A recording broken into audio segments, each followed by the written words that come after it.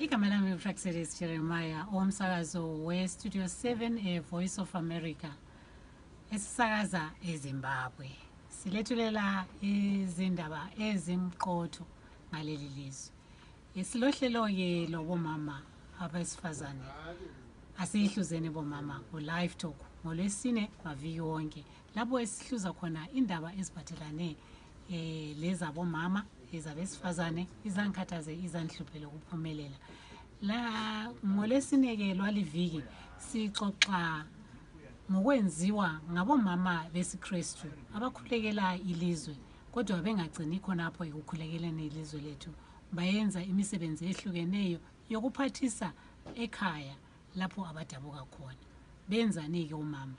Asiyihluzeni bomama maviki wonke ngoLwesine lisilobeleke ukuthi lifuna ukuphathisa ngayiphi indlela.